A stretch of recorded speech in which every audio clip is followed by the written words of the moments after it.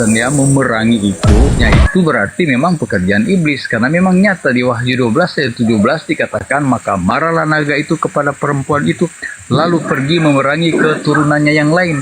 Keturunannya lain ini siapa? Itulah benih-benih yang menuruti hukum Allah dan kesaksian Yesus, dibenci oleh iblis.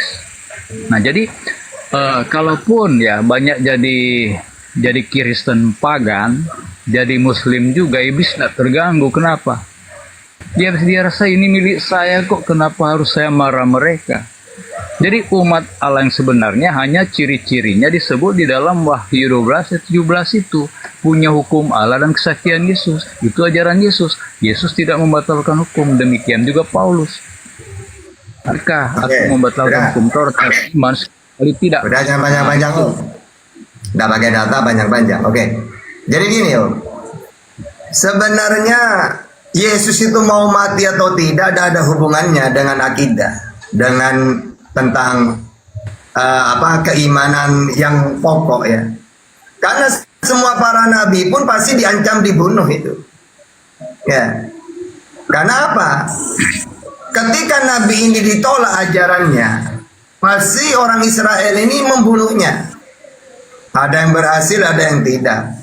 Makanya kata Yesus dalam Yohanes 8:37, kalian ingin membunuhku karena kalian tidak mau menerima pengajaranku. Apa ajaran Yesus? Tauhid tetap sama. Cuma ketika tauhid yang dikenalkan Musa, mereka nerima. Ketika Yesus yang mengajarkan yang sama, mereka tolak. Ya. Nah, terus iblis ini kenapa kok benci ke Yesus? Ya gara-gara ini, ajaran tauhid ini. Iblis ingin manusia ini menyekutukan Tuhan. Contohnya dalam Islam, la ilaha illallah wahdah, la syarikalah. Tiada Tuhan selain Allah dan jangan kamu sekutukan dengan apapun. Begitu juga Yesus mengenal engkau satu-satunya Allah yang benar. Nah, ya iblis kan kepanasan. Oh, merah saya. Iblis kan kepanasan.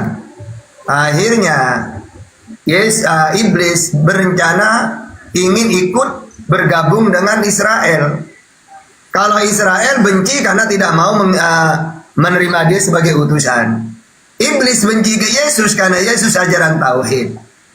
Makanya ketika Yesus tidak ada, muncul kan orang musyrik-musyrik itu. Apa? Bapak Tuhan, Yesus Tuhan. Nah, disekutukan. Kan ajaran pagan kayak gitu tuh. Coba ajaran tauhid, coba. Yang diajarkan Musa, Yesus. Tuhan itu cuma satu kan? Allah doang kan? Sedangkan yang menyampaikan ini pasti ngaku utusan. Contohnya Musa. Memperkenalkan Elohim, Musa ngaku utusan. Nabi Muhammad, Tuhan itu Allah yang Esa. Nabi Muhammad ngaku utusan. Yesus, Tuhan itu Allah yang satu. Dirinya ngaku utusan. Nah, iblis pinginnya supaya Allah ini disekutukan dengan apapun itu terserah. Maka mereka berhasil memakai ajaran pagan iblis ini. Oh, ini supaya diterima. Yesus ini harus diklaim bagian dari Tuhan. Karena kalau ajaran Yunani, Romawi, orang hebat ini pasti diklaim sebagai dewa. Hei, Yesus itu Tuhan. Mana buktinya? Lihat, dia bisa menghidupkan orang mati. Oh iya, diterima, disebarkan ke seluruh dunia. Akhirnya iblis yang menang. Ya, banyak orang sesat yang seharusnya mengenal Tuhan cuma satu menjadi tiga. Gitu ya. Jadi iblis menang Om gitu. Korbannya Om Kris termasuk. Oke, lanjut. Dibuka mute-nya Om Kris nulis Om Kris. Dibuka mute-nya. Saya bukan korban. Saya justru iman saya kuat. Saya tidak mungkin jadi mualaf karena saya tahu Yesus adalah jalan kebenaran. Dan tuh di TikTok 2 ya yang mengirimkan status bahwa Muhammad pun mengakui bahwa Yesus adalah Allah yang menjelma jadi manusia. Katanya ada ayatnya. Nah, itu belum lama saya nonton. Benar enggak itu? Ada ayatnya yang tidak diterjemahkan. Bagaimana Pak Ustaz? Itu kerjaan sih. Detrut itu kerjaan si Detrut. Om, ini saya bisa nebak ini. Pasti Maryam ayat 1. Itu ayat mutasabihat. Wa ma ya'lamu ta'wilahu illallah. Tapi orang-orang, ya coba baca Ali Imran ayat 7. Orang-orang yang condong pada kesesatan selalu mencari ayat mutasyabihat. Ya, mereka ini apa? Orang-orang yang mencari kesesatan. Maka kaf ha ya ain shad itu dimaknai Isa di situ salah satu. Inilah kebodohan orang-orang Kristen. Ya, Islam ini menguasai Al-Quran itu jangankan per ayat, per tipe, per kalimat itu ngerti itu. Jadi percuma kalau tentang ketuhanan pakai Isa atau Yesus pakai Al-Quran, percuma, nggak akan bisa. Gitu ya. Nah, terakhir ini tadi, Yesus adalah jalan. Nah, disitulah kekeliruan Kristen. Ibaratkan Nabi Muhammad ngasih jalan kepada Allah ke surga. Apa caranya? La ilaha illallah Muhammadur Rasulullah. Ya, tapi Nabi Muhammad jalan ini yang dituhankan. Ini salah fatal. Sama seperti Yesus jalan supaya manusia kenal Allah. Malah Yesus yang dituhankan. Ini juga fatal. Jadi kata-kata akulah jalan kepada Allah, maksudnya jalan manusia mengenal Allah. Kalau kamu ingin hidup yang kekal, mengenal satu-satunya Allah. Sayangnya yang penyampai ini yang dituhankan juga. Ini kesalahan dari orang Kristen. Makanya mereka tidak punya data. Kristen ini selama-lamanya tidak akan bisa dialog itu. Karena musuh terbesarnya adalah Bible sendiri. Gitu. Ayo lanjut. Ya, memang kalau baca Alkitab ya jangan kita gagal paham ya. Kalau kita gagal paham kita bisa mengartikan lain. Karena banyak di ayat Alkitab diartikan lain, apalagi tulisan Paulus. Dan si Petrus pun mengakui bahwa tulisan Paulus ada hal-hal yang sukar dipahami sehingga diputarbalikkan oleh mereka yang tidak mengenal hukum. Nah, kalau kita mengenal hukum baik di kitab Taurat dan di Injil ya, kita tidak akan memutarbalikkan tulisan Paulus. Karena Paulus justru mengagungkan Yesus. Ya, dia mengagungkan, dia menjelaskan apa makna Yesus mati dan bangkit. Paulus menjelaskan ya apa tujuan kenapa Yesus mati dan bangkit. Nah, tapi Paulus dianggap sebagai agama pagan. Padahal Paulus juga menentang penyembahan berhala. Ada suatu tempat Paulus pergi, dituliskan kepada Allah yang tidak kami kenal. Nah, Paulus menjelaskan, saya kenal Allah yang saya punya. Dia kenalkan Yesus. Karena Paulus tahu Yesus ada di dalam kealahan itu. Jadi Paulus bukan agama pagan. Wah, betul. Tombak kita. Wah, betul. Tombak kita. Wah, betul. Tombak.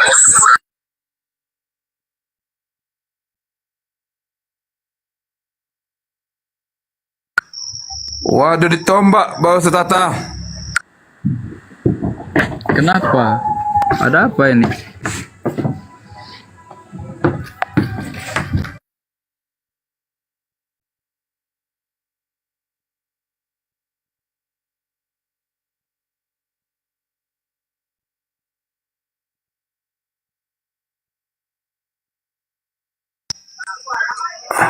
Bentar dulu, Ustaz Tatar ditombak.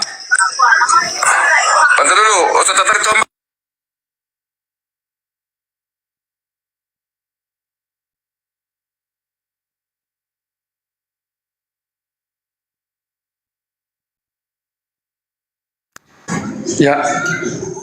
Mana? Ya, Bang Krisnya mana Bang Krisnya? Ya, Ustaz Tatar ditombak.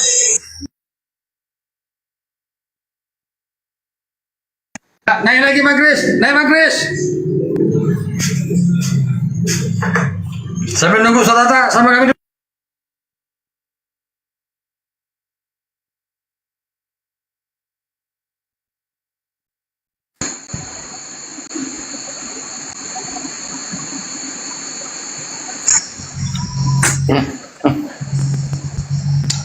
Ay.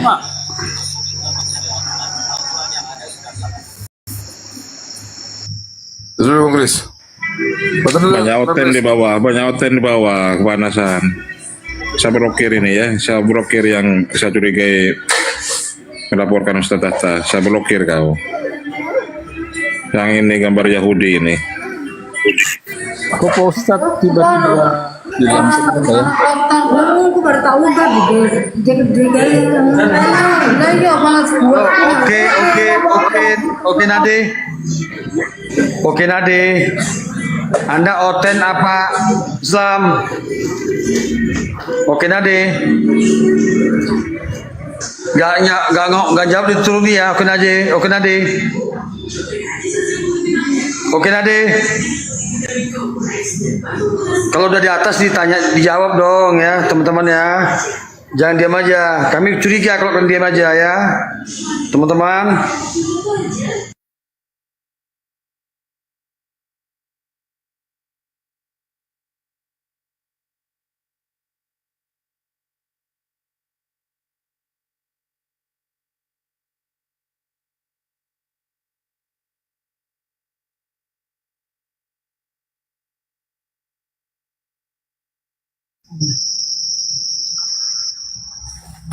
Bantu dulu. Kita nunggu guru kami dulu.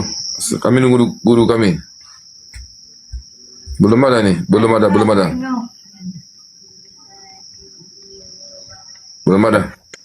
Nah, jadi Bang Kris, nggak sambil nunggu Ustaz Data, Bang Kris, Anda itu mengimani Tuhan yang lain, Bang Kris, ya. Anda baca di 10 perintah Tuhan, ya, 10 Taurat itu. Jangan ada Allah lain di hadapanku, ya. Di Bibel Anda dikatakan Tuhan itu tidak nampak, tidak mati, kekal, nggak sama dengan apapun, ya, tidak turun ke bumi. Semua ayat itu ada itu, ya. Kau sudah paham ayat itu, ya. Nah, kalau Yesus nampak mati, ya, di bumi, kan jelas dia bukan Tuhan lah. Bahkan kalau kita baca di Malaki 3:6, Tuhan itu tidak berubah. Kalau Tuhan berubah menjadi manusia, jelas juga bukan Tuhan. Kalau Bang Kris ingkari ayat-ayat ini, berarti bukan firman Tuhan Bibel Anda. Gitu loh Bang Kris. Nih satu tadi Anda iman nggak Bibel Anda? belum datang.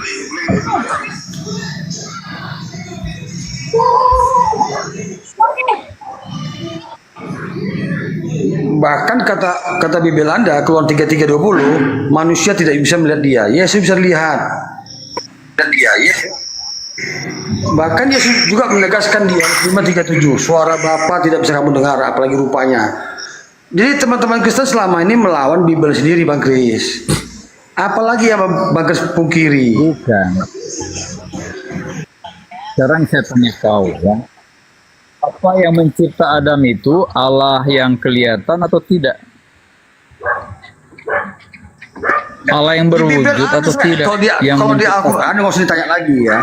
Allah yang berwujud. Ajaran Samawi kalau di Al-Quran nggak usah ditanya lagi ya. Allah yang berwujud. Ajaran Samawi kalau di Al-Quran. Pertanyaan Itu kedua, artinya mesti yang disarukan. ketemu. Ya, pertanyaan kedua, yang ketemu Musa, Allah yang punya wujud atau tidak? Yang ketemu Musa itu malaikat, Bang Kris, sudah banyak ayatnya. Bahkan di Perjanjian Baru Kisah para Rasul 7:38, 7:50 itu malaikat. Makanya di Kisah para Rasul 10 dikatakan malaikat Tuhan, malaikat itu Tuhan.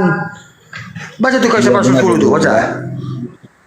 Yang menulis 10 perintah Allah dengan jari tangan Allah itu malaikat atau Allah? Karena yang kita bahas, aku nggak mau jawab kalau aku nggak paham. Yang aku pahami, yang turun ke bumi itu bukan Tuhan, tapi malaikat. Sekarang pertanyaan saya, Allah Bapa manusia, Yesus menjadi manusia. Berarti Yesus ada Musa ketika mencipta Adam, ada Yesus. Suara Bang Kris putus-putus, nggak jelas suaranya, suara kecil, nggak jelas. Oh iya. Apakah Om Kris, apakah Yesus pada perjanjian lama itu sudah berbentuk manusia, Om Kris? Itu kan masih berupa firman. Dia Dia masih berbentuk ya. Kita tidak bisa menggambarkan Allah itu seperti apa karena Loh, mulianya. bisa dari Itu ajaran ada Musa waktu di ada. perjanjian lama. Dulu. Yesus itu sebelum Abraham ada sudah ada karena memang Dari ajaran Musa penciptaan sudah ada, dari Om Yesus. Kris. Kita merujuk pada ajaran Musa aja, bahwa Allah Tuhannya Musa itu tidak berbentuk, kan gitu kan? Terus kita ini dibentuk serupa gambar Allah, bukan Allah menjadi gambar kita. Perhatikan kejadian 1. Serupa dengan gambar Allah, berarti Allah itu ada yang berjenis kelamin laki-laki, ada yang berjenis kelamin perempuan, gitu maksudnya. Mau laki-laki, mau perempuan, mau laki-laki, kalau Allah itu wujudnya bertubuh tapi dalam kondisi mulia, ya berarti tidak seperti kita. Tetapi kan ketika manusia dicipta segambar dan rupa Allah, berarti Allah punya rupa. Kita seperti rupa Jadi Allah. dalam Bible Anda, Yohanes 5:37, tidak seorang pun yang bisa melihat rupa Tuhan, kata Yesus. Rupanya pun tidak bisa kau Rupanya pun tidak bisa kau lihat. Yang benar yang mana ini? Iya. Perkataan Bang Kris atau perkataan Yesus? Berarti mereka anggap Yesus ini berbohong ini. Yang mana yang benar nih? Ketika di nabi-nabi menyebut Enggak, Allah gini, jangan dari kemana dulu Bang Kris. Di dalam Yohanes 5:37, Yesus berkata, tidak ada seorang pun yang bisa melihat rupa Tuhan. Yang benar Bang Kris atau siapa yang benar ini? Yang benar kan apa? Yesus melihat rupa Tuhan. Di Buktinya mana? dia Di mana ketemu Tuhan. Yesus melihat rupa Tuhan? Di mana? Yesus naik ke surga, duduk di sebelah kanan Allah Bapa. Di mana Yesus itu melihat bukan di bumi. di dalam Yohanes 5:37 apa kata Yesus? Ya, suaranya pun tidak bisa kau dengar, rupanya pun tidak bisa kau lihat. Ini perkataan Yesus. Di Iya, dalam karena Yesaya hanya 45 nomor 6, Yesaya 45 nomor 6, apa kata Yesus? Dengan siapa engkau hendak mengembandingkan aku, mengumpamakan aku, menyamakan aku, sehingga kami sama. Enggak mau Tuhan dalam penjelama itu sama-samakan. Iya, kan Yesus katakan, barang siapa melihat aku, dia sudah sama dengan melihat Bapa. Nah, berarti Melihat gambaran ajaran Bapa. Yesus. Karena Yesus itu Maria. mengajarkan perintah-perintah yang disampaikan oleh Bapa. Dalam Yohanes 17 ayat 8. Ya. 17:6. Barang siapa melihat aku sudah melihat Bapa. Bapa Barang dalam siapa aku. menampar aku melihat, ya. Barang siapa menampar aku menampar Bapa. Lah, Yesus kalau dalam penjelmaan sebagai manusia, dia kan manusia 100%. Berarti ya, tapi kan Anda bilang dia tadi. Ya, tadi Anda bilang kalau Yesus itu melihat Bapa, melihat aku melihat Bapa. Betul? Iya, melihat. Menampar aku hubungannya menampar Yesus? Bapa. Apa hubungannya dengan melihat aku melihat Bapa? Karena Yesus itu ketika ditangkap oleh orang Romawi, dia ditampar oleh orang Romawi, betul? Apakah ketika Betul. Yesus ditampar oleh Romawi menampar Bapa? Kan Yesus dalam dunia, dalam penjelmaan, tidak mungkin dia menampar Bapa juga. Nah, gini loh Bang Kris, Yesus itu kan ajarannya yang disebut dengan siapa yang melihat aku, melihat Bapa, itu bukan melihat pribadinya, tapi ajarannya yang disampaikannya itu yang berasal dari Bapa. Yohanes 17 ayat 6. Betul, itu betul. 7:16. Betul. Ya betul, saya Ya. tidak mengkal itu. Ya. Jadi untuk memahami Yesus sebenarnya itu sudah ada di perjanjian lama, ketemu nabi-nabi. Tidak ada Yesus dalam Karena perjanjian lama, Yesus- tidak ada Yesus. Akulah dalam Keluaran 20, apakah itu? Akulah Allah, tidak ada Tuhan selain aku, kata Tuhan dalam perjanjian lama. Tidak ada Tuhan perjanjian lama. Iya, karena Yesus di dalam Allah, walaupun dia anak Allah, dia di dalam Tidak Allah. ada Makanya Bang itu- Kris. Di dalam keyakinan disebut orang Allah yang Yahudi, kita. ya. Di dalam keyakinan orang Yahudi, apa kata orang Yahudi? Ya, Tuhan itu satu. Ulangan 6 nomor 4. Dengarlah, sama Israel, dengarlah. Tuhan itu Allah kita. Tuhan itu Esa. Esa dalam pengertiannya itu bukan kesatuan, tapi satu. Satu. Tunggal. Tidak ada Tuhan dalam penjelasan. Ya, iya. Iya, mereka kan menolak Yesus, tidak suka percaya Yesus ya. Kalau Yesus Mereka mengaku menolak saya lah Yesus Tuhan bukan yang sebagai dibuatkan, Tuhan. mereka akan menolak. Mereka menolak Yesus bukan sebagai Tuhan, tapi sebagai utusan. Bukan menolak sebagai Tuhan nih mereka itu, sebagai utusan. Karena mereka, kalau kita lihat Yesus ini, yang ditunggu oleh orang Yahudi itu adalah yang lahir dari benihnya Daud, bukan orang yang tidak punya bapak. Lucu orang nonton nih. Orang Yang Yahudi ditunggu menolak oleh sebagai yang Yahudi Mesias. itu adalah keturunan Daud dengar yang ya. dari benih Daud.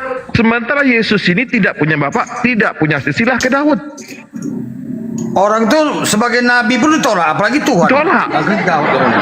Nggak ada hubungannya. Makanya Yahudi menolak Dengar. kemesiasan Jadi, Tuhan soal Yesus, yang- kemesiasan Yesus, karena Yesus ini secara garis keturunan Yesus itu tidak sambung sampai kepada Daud. Karena yang ditunggu oleh orang-orang itu adalah kemesiasan Daud. Kasih kesempatan Om Kris, kasih kesempatan. Kasih Oke. kesempatan Om Kris. Silakan Om Kris.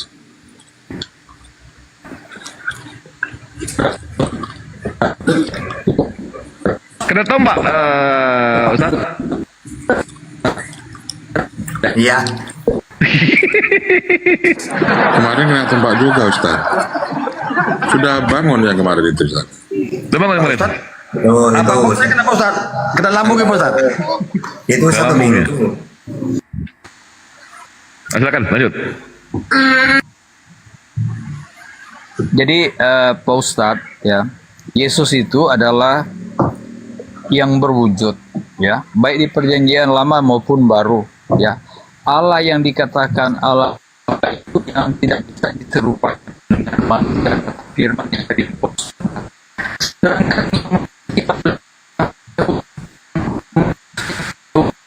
yang Bang Kris, sinyalnya curan-curan Bang Kris. Tuhan Minta Roh Kudus. Sinyalnya curan-curan.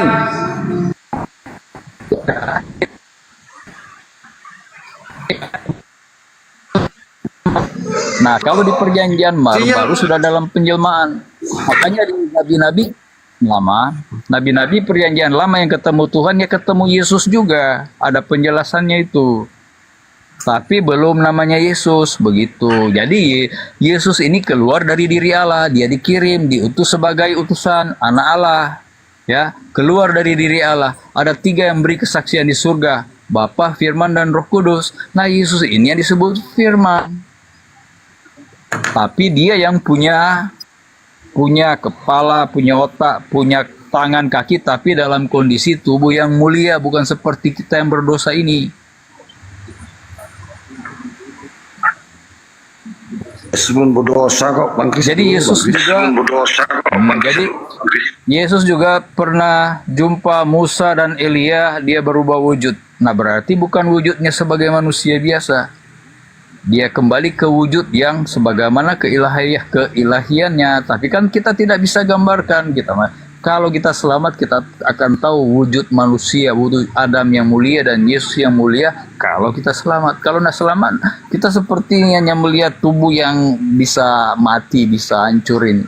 Tapi tubuh yang mulia itu hidup kekal selama-lamanya. Itulah Adam dan Yesus. Oke, kalau saya langsung pakai data saja ya. Jadi gini, Yesus ini sudah dinubuatkan dia. Nubuatnya Yesus itu ada di Ulangan 18:18. Akan kubangkitkan nabi sepertimu Musa dari saudaramu. Maksudnya dia di Bani Israel juga. Seperti kamu. Seorang nabi yang akan dibangkitkan itu. Berarti nanti, ini kan orang Kristen sendiri mengklaim Yesus itu. Ya benar, saya percaya juga itu. Nah, ingat ya, nanti nabi ini muncul, ditolak oleh mereka. Kristen tidak tahu apa-apa, malah diangkat menjadi Tuhan. Jadi nubuat ini, seorang nabi akan dibangkitkan untuk Israel. Ketika bangkit beneran, menolak Israel. Sampai mau membunuhnya. Kristen yang gak tahu apa-apa, malah dituhankan. Islam baru datang ya, meluruskan dua-duanya. Israel diluruskan. Kenapa kalian menolak nabiku, utusanku? Kristen diingatkan, laqad kafarul ladzina qalu innallaha salisu salasa. Kenapa kalian tuhankan? Jadi dua-duanya oleh Allah diluruskan, diperingati. Yahudi diperingati. Kenapa ketika aku ngutus Isa kamu tolak? Bahkan ingin kamu bunuh. Padahal dia wajihan fid dunya wal akhirah. Padahal dia seorang nabi yang dimuliakan. Ya. Terkemuka di situ sebagai nabi. Nah, Kristen juga diingatkan oleh Allah.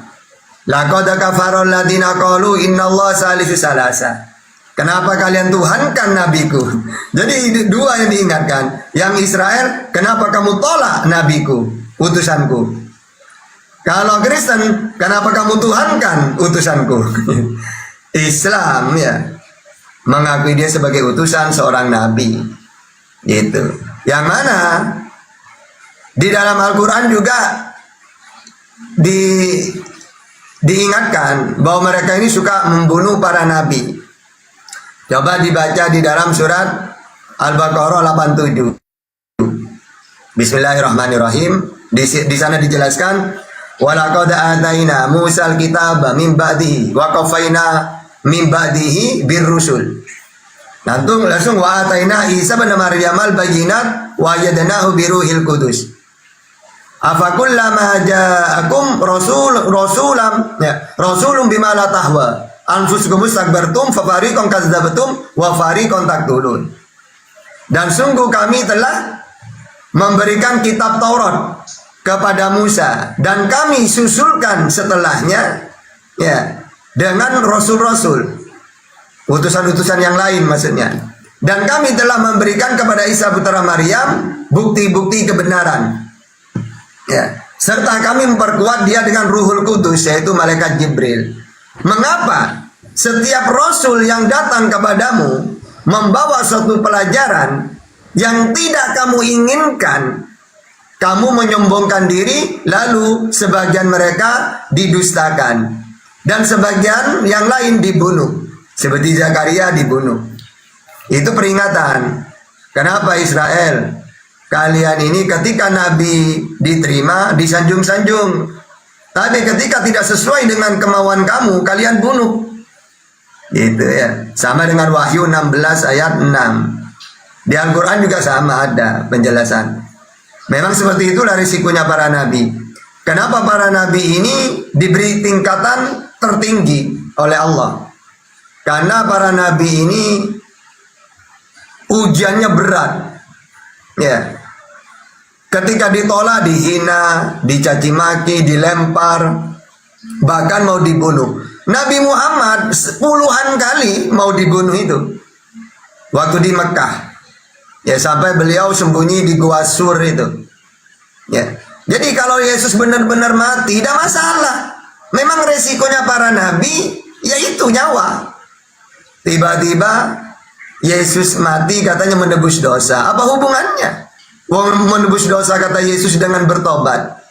Kalau kamu tidak bertobat seperti anak kecil ini, maka kamu tidak akan masuk ke dalam kerajaan Allah. Ya, bertobatlah, kan gitu. Nah, itulah ajaran samawi. Bukan ajaran tumbal.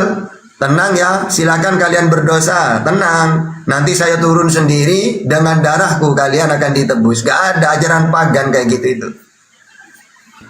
Oke, silakan Om Kris ini sinyalnya itu. Ya maaf ya, tadi saya turun karena pindah ini ke wifi ini.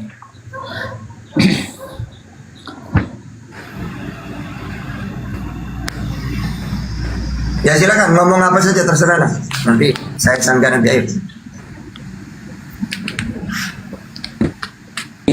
Ya ini Bu Sola lu, Bu Sofia. Apakah di Al-Quran dikatakan Bu Sofia. Jadi ya si mantan Oten mau ngomong itu. Ya apa? Silakan Pak Kris. Silakan.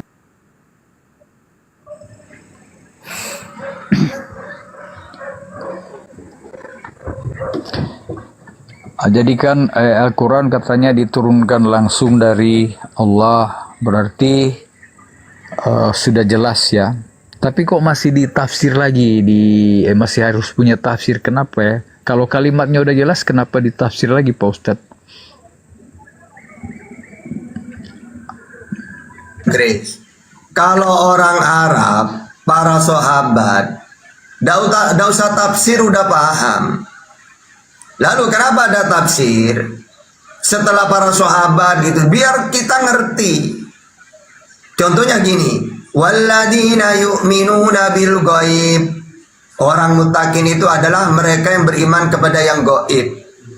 Coba, kalau nggak ditafsirin, tidak dijelasin. Kalau Nabi, sahabat, tabiin paham ayat 3 gitu. Nah kita, orang Indonesia saya, kalau nggak ditafsirin, apa gaib itu? Maka dijelasin seperti adanya surga, neraka. Kita kan nggak pernah nyampe ke sana. Nggak tahu seperti apa surga itu, neraka seperti apa. Tapi karena Nabi Muhammad yang menyampaikan iman kita. Ya, coba mereka yang beriman kepada yang gaib. Apa itu gaib? Kalau nggak dijelasin. Nah kalau orang Arab ngerti sahabat. Nah kita ini nanti orang-orang setelahnya ini. Kalau nggak dijelasin. Walladzina yu'minuna bima unzila ilaika. Mereka yang beriman kepada kitab yang diturunkan kepadamu Muhammad. Nggak usah ditafsirin, ngerti apa? Al-Quran. Cuma nanti ditafsir dijelaskan Al-Quran. Wa ma unzila min qablik. Dan mereka beriman kepada kitab-kitab yang diturunkan kepada Nabi sebelum engkau. Apa? Kalau nggak ditafsirin. Mereka ngerti para sahabat. Maka dijelasin kitab-kitab yang diturunkan kepada selain Nabi Muhammad ada Taurat, Zabur, Injil. Nah gitu, jadi tafsir itu menjelaskan, tidak usah ditafsir, tidak masalah. Kalau paham, gitu. Jadi gitu. Terus begini Pak Ustadz, kalau Al-Quran diterjemahkan oleh Profesor Doktor ahli bahasa ke bahasa Indonesia, apa masih perlu ditafsir lagi sedangkan sudah diterjemahkan dari bahasa Arab? Loh, mau siapapun yang menerjemahkan, tidak akan ngerti orang. Apanya yang salah ini? Walladzina yu'minuna bil ghaib. Mereka beriman kepada yang gaib. Ini kan secara terjemah. Nah, nanti kan orang nanya, apa gaib itu? Seperti apa hal-hal gaib itu? Kan gitu nanti. Secara terjemah, ya sudah benar. Mereka beriman kepada yang gaib. Tapi kan nanti ada orang yang nanya nanti. Apa gaib itu yang harus kita imani? Maka dijelaskan hal-hal yang tidak pernah kita lihat. Sama dengan Ibrani 11 ayat 3. Iman adalah dasar dari sesuatu yang tidak pernah yang tampak. Ya gitu. Ya. Itulah iman. Ya, gitu. Makanya rata-rata rukun iman ini sesuatu yang tidak pernah kita lihat. Rukunnya iman ada 6. Apa iman itu? Percayanya hati kepada semua yang disampaikan oleh Nabi Muhammad dari Allah. Iman kepada Allah. Apakah kita percaya Allah itu ada kalau melihat dia? Tidak. Iman kepada malaikat. Apakah kita pernah ketemu malaikat? Tidak. Iman kepada para nabi, qada dan qadar. Jadi semuanya itu iman. Di kitabmu ada. Iman apa? Dasar dari sesuatu yang tidak pernah kita lihat, yang tidak pernah tampak. Main iman. Karena gini ya. Kenapa kok ada iman? Karena memang ada sesuatu yang tidak masuk akal lah. Maka mainnya di ranah iman itu. Tentang Allah. Coba. Allah itu tidak usah gini. Enggak. Kayak Musa. Ya Allah, umatku akan percaya kepada engkau kalau mereka melihat engkau. Lalu kata Allah, ya gak bisa Musa. Tidak akan kuat. Kamu saja manusia paling kuat sekarang ini gak akan mampu lihat aku, apalagi umatmu. Ya, jadi orang Israel ini ngeyel gitu loh. Ya, masa dia mau beriman kalau melihat gitu loh. Berarti tidak ngerti iman. Iman itu memang hal-hal yang sudah apa ya, yang gaib gitu loh. Cukup kita imani. Sama seperti Yesus. Kamu tidak bisa melihatnya, mendengar suaranya pun juga gak bisa. Ya, Yohanes 5:37. Musa juga gitu. Mati manusia kalau melihat Tuhan. Keluaran 33:20. Ya sudah, main iman sudah. Nah, tapi kalau ajaran pagan gak mau. Saya harus ada sosok. Ya sudah, ajaran pagan aja, buat patung gajah, patungnya bom-bom, terserah. Sembah sudah. Itulah Tuhan yang berwujud menurut keyakinan orang pagan. Harus ada wujudnya. Tapi kalau ajaran samawi, la tudrikuhul absar, Al-An'am 103, tidak bisa dilihat.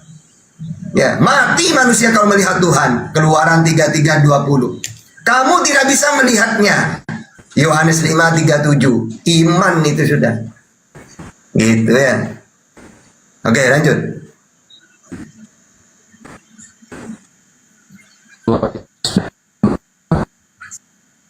Tak melihat dia. Karena cahaya kemuliaan aja menyilaukan. Kita tidak mampu. Makanya dia harus menjelma. Memang diutus oleh bapaknya menjelma, ya.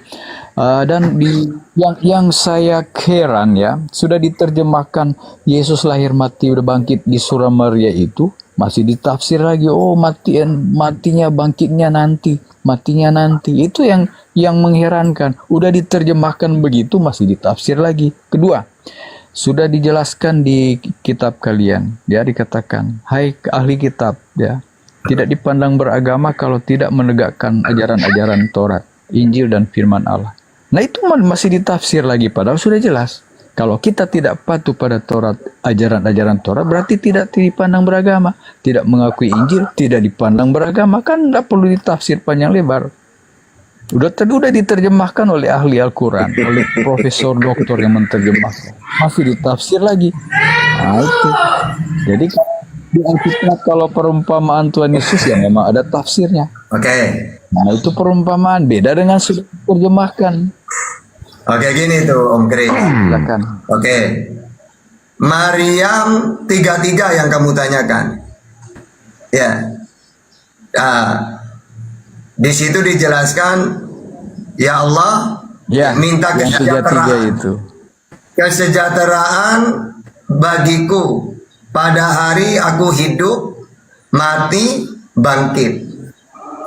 Kenapa kok ditafsirin? Kenapa ditafsirin itu belum mati nanti?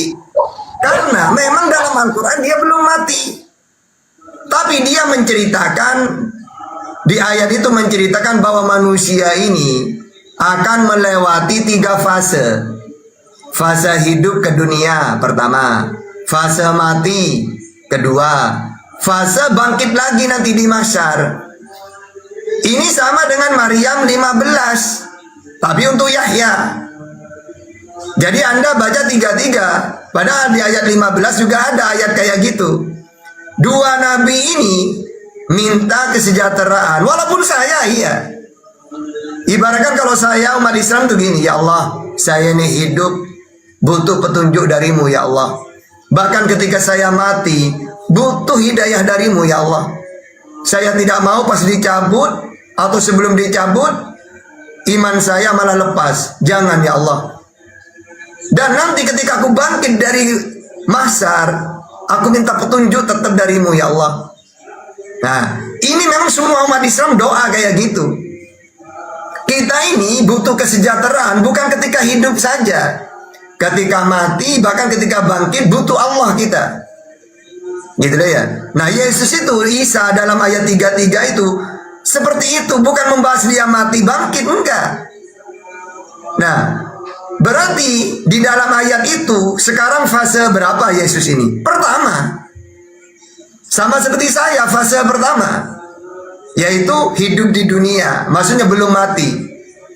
Yesus kan diangkat hidup-hidup di dalam Al-Quran. Maka dia fase pertama sama seperti tahta. Lalu kapan Yesus ini sampai kepada fase kedua? Nanti ketika dia diturunkan lagi, kan dia mati. Baru fase kedua. Nah, nanti semua manusia kan bangkit di mahsyar, termasuk Yesus.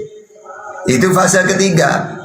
Gitu. Terus yang ketiga, Hai ahli kitab, kamu tidak dipandang beragama kalau kamu tidak mengikuti apa? Tidak melakukan Taurat dan Injil. Apa maksudnya di situ? Maksudnya di dalam Taurat dan Injil ada tentang Nabi Muhammad. Kenapa kamu tolak ketika Nabi ini muncul? Coba baca Al-Baqarah 146. Alladzina atainahumul kitaba ya'rifunahu kama ya'rifuna abna'ahum. Wa inna fariqam minhum la yaktumul haqqa wa hum ya'lamun. Aduh, laptopku kok mati. Oh sudah. Jadi orang-orang yang diberi Taurat dan Injil mengenal Nabi Muhammad. Tunggu. Seperti mengenal anak-anaknya mereka sendiri. Aduh, laptopku mati. Tunggu. Nah, jadi di Taurat dan Injil ada tentang Nabi Muhammad. Tapi ketika Nabi Muhammad ini muncul, kok mereka tidak menegakkan Taurat dan Injil itu? Gitu loh. Contohnya pendeta Bahiro, dia beriman kepada Nabi Muhammad. Ya, anak kecil ini akan menjadi seorang nabi. Loh, kamu tahu dari mana? Saya ahli kitab Injil, pendeta saya. Gitu ya. Maksudnya gitu ayat itu Om Kris. Makanya jangan mengatakan kenapa butuh ditafsir, Tata. Kalau tidak ditafsirin, tidak ngerti apa maksudnya. Kok harus beriman kepada Taurat dan Injil? Maksudnya apa? Membahas tentang Nabi Muhammad ada di kitab Taurat dan Injil gitu loh. Oke, silakan dulu. Ini saya mau nganu laptop dulu. Iya. Iya. Ya, mantan dulu Bang Kris. Saya ini ada Imran ini tadi kan nih. Selamat. Oh, kabur dia. Ya, Oten di bawah ya, yang bernama Kabur dia. Metatron. Maksudnya banyak orang lain kau naik ke atas Metatron, ya. Oten di bawah naik, nggak usah gabung. Imran tadi kan kenapa? Imran tadi kan tadi diturunkan. Gak ada. Imran tuh Islam. Kristen itu tippingnya agak menghujat. Iya.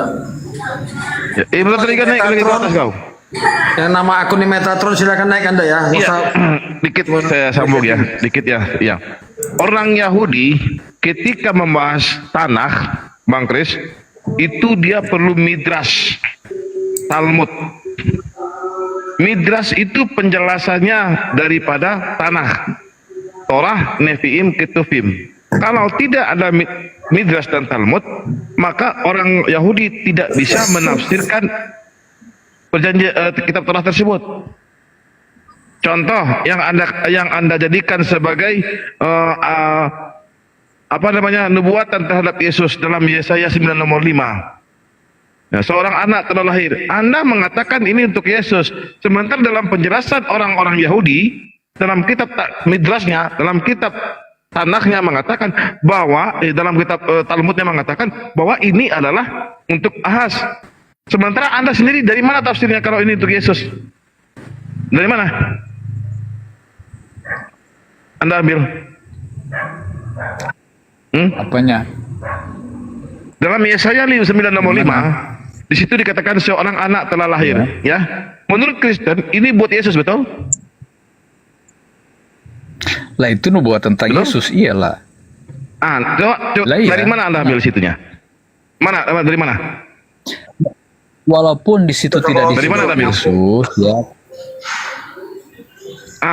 Menurut orang Yahudi, dalam penafsiran orang Yahudi, kitab Talmudnya ini untuk seorang raja bernama Ahaz dan Hizkia. Nah sekarang Anda ngambilnya pakai tafsiran apa? Udah yang Anda baca untuk siapa? Untuk Yesus atau raja itu? Raja Ahaz. Itu bentuk present sudah Ya terjadi. kalau untuk raja Ahaz, ya bahas. Ya kenapa Kristen mengatakan itu untuk Yesus? Ya di situ disebut enggak tentang Mesias yang akan datang. Seorang anak terlahir. Ya, dialah raja yang perkasa katanya. Sebagian Kristen mengatakan ini adalah untuk Yesus. Betul? Kan di perjanjian lama itu banyak yang dinubuatkan juga sebagai raja. Ya, coba ini Anda ngambilnya perjanjian lama. Tunjukkan sama saya tafsirnya dari mana diambilnya. Ataukah ini pendapat pribadi aja? Tunjukkan. Kalau sudah jelas dikatakan tentang Ahaz, ya tentang Ahaz, bukan Yesus berarti. Iya, saya Jadi kalau pertanyaannya, perjanjian lama tersebut ada nggak nama Yesus? Tidak ada nama Yesus di Ah. perjanjian lama. Kalau tidak ada nama Yesus, kenapa Tapi Anda orang nafsirkan Yesus? Ya, dengar. Ya. Orang Kristen itu pada umumnya Kristen denom apa saja mengakui bahwa yang dinubuatkan oleh nabi-nabi tentang Di mana ini? Mesias yang Mana akan ini? datang, Manuel, ya. Ya, Anda ini kan udah banyak baca Alkitab. Enggak, udah di tahu mana itu ini? orang Tunjukkan Kristen sama pasti. saya, kalau ada di dalam ajaran Kristen, ajaran Yahudi, ada penafsiran bahwa Yesus yang akan dilahirkan. Tunjukkan sama saya.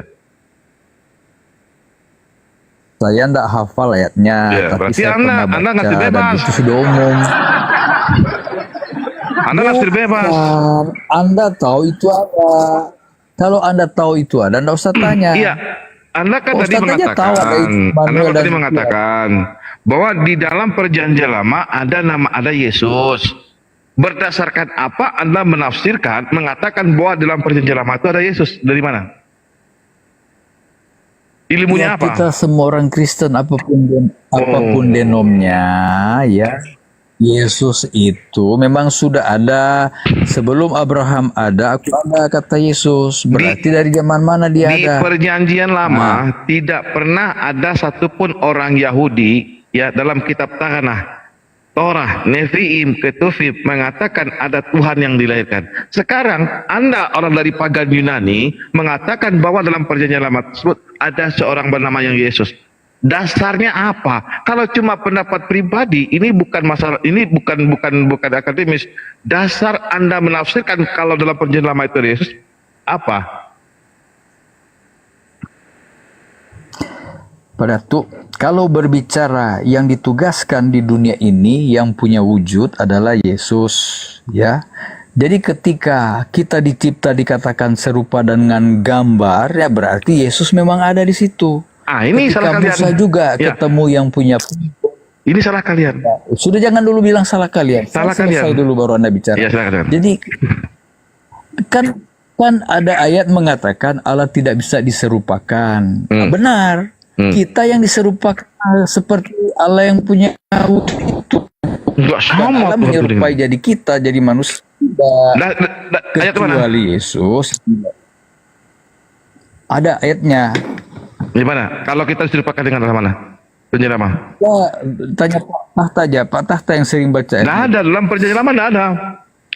Nah, inilah Ada di kesalahan perjanjian kalian. lama. Di dalam kejadian 1 nomor 26, menurut tafsiran orang Yahudi, itu bukan rupa kita. Karena selem di situ. Bukan bentuk dalam bentuk ini manusia, beginilah bentuk tondak dalam pengertian orang Yahudi. Anda menafsirkan semua maunya. Orang Yahudi punya kitab 3000 tahun sebelum Yesus. Anda ya di abad pertama menafsirkan kitab orang Yahudi yang 3000 tahun sebelum Yesus, Anda tafsirkan senang-senang hatinya. Berdasarkan apa ilmunya? Kita menafsirkan seperti apa? Apa di Yunani juga tidak dikatakan kita atau jamak ya, bukan saya. Itulah, Yang kita kalau- tidak disebut saya mencipta manusia segambar rupa saya. Kalau kita itu kan jamak. Oke. Karena ada Bapa dan Maksudnya gini Om Chris, maksudnya kan Yahudi itu punya disiplin ilmu untuk menafsirkan Torah, katanya Bang Dato itu kan namanya Talmud, Midrash. Talmud, Midrash. Nah kalau di kekristenan untuk menafsirkan apa bahwa penubuatan itu tertuju pada Yesus, itu pakai ilmu apa, disiplin ilmu? Pakai ilmu apa? Itu aja. oh iya, jangan samakan Kristen dengan Yahudi. Yahudi ada menolak Yesus. Mereka tidak mau Yesus. Masa kita Kristen ini adalah dua kitab sebenarnya. Kalau kita perhatikan Yesus yang mengatakan dia tidak membatalkan sumpah. Yang saya tanya, ilmu apa yang Anda ambil? Ini Yahudi kan punya Talmud, punya Midrash sebagai tafsiran dari Torah. Makanya Al-Qur'an ada hadis sebagai penafsirnya. Kalau Yahudi Torah ada Midrash penafsirnya. Sekarang apa yang menjadi pegangan Anda untuk menafsirkan ayat-ayat yang dipunyai oleh orang Yahudi tersebut? Apa ilmunya? Iya, jadi orang Cocokologi, Kristen, Datuk, cocokologi. Ada nggak? Orang Pokoknya ada ilmu rawa rontek, rawa bening, rawa jingkro ilmunya. Sementara di orang Yahudi ada namanya midras. dengar dulu.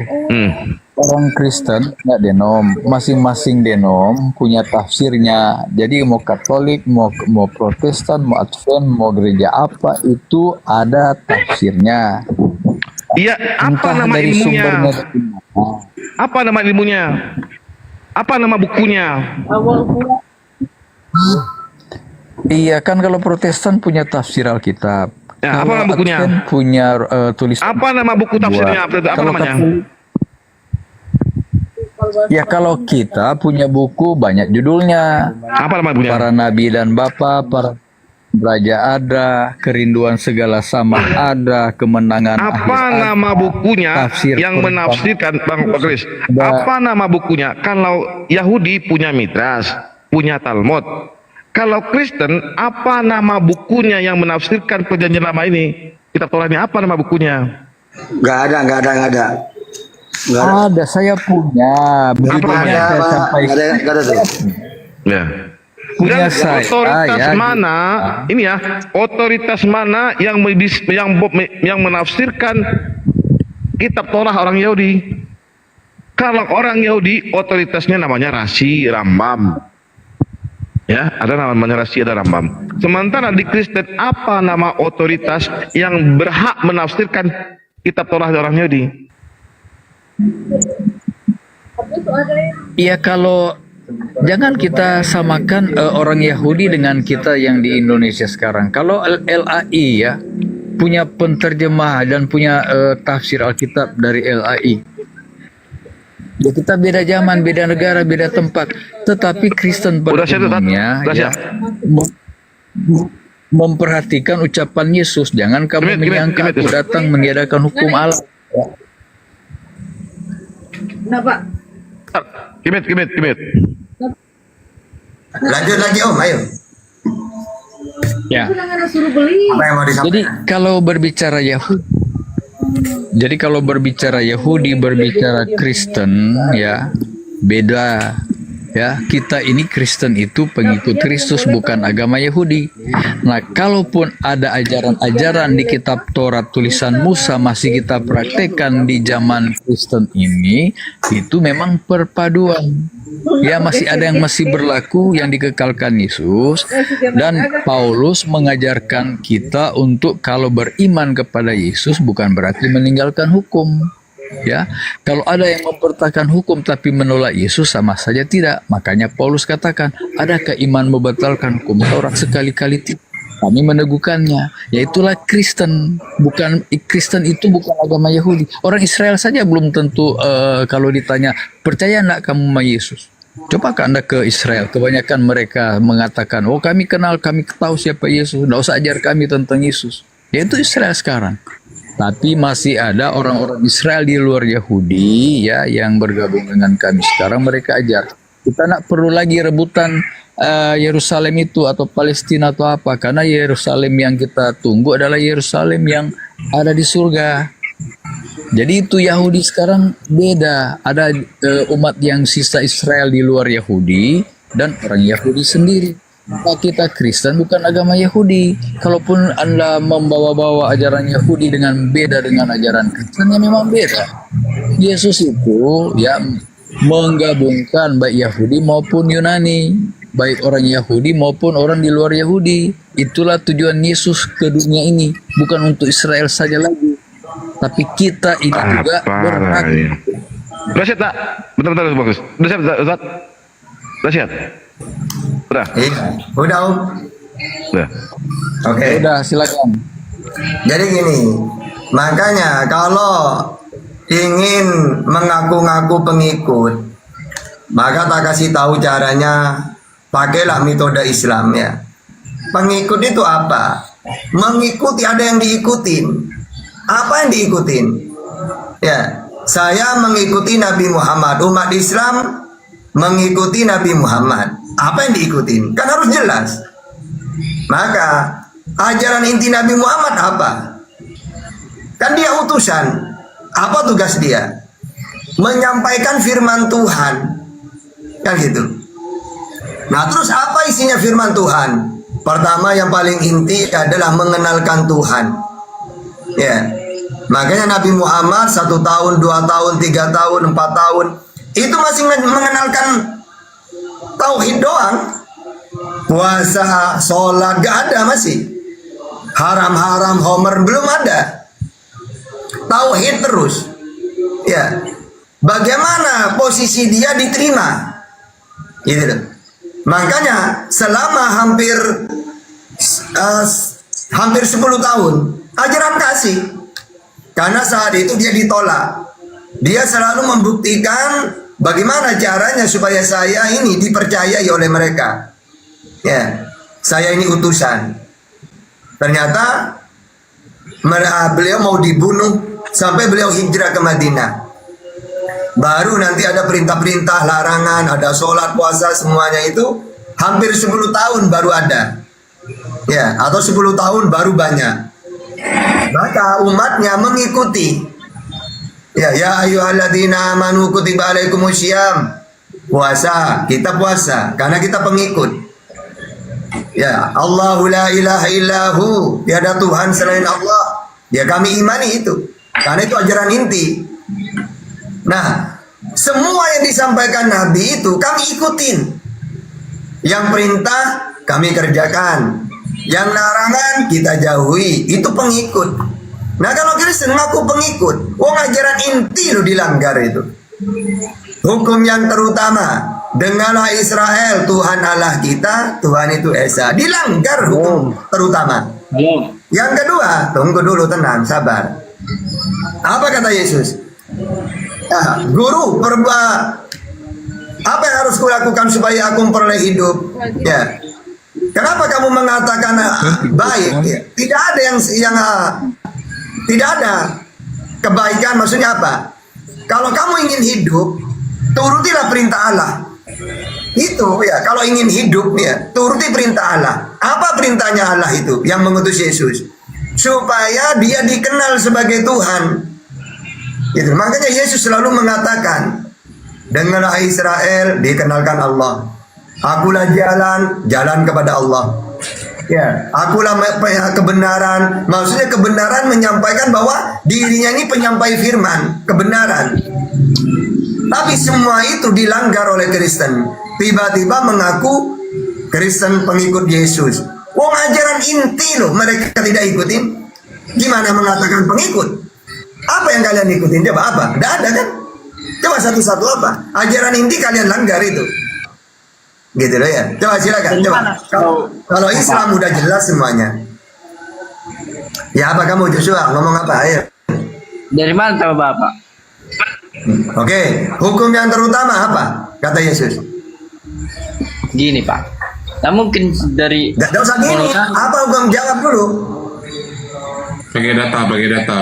Kalau mau diskusi pakai data.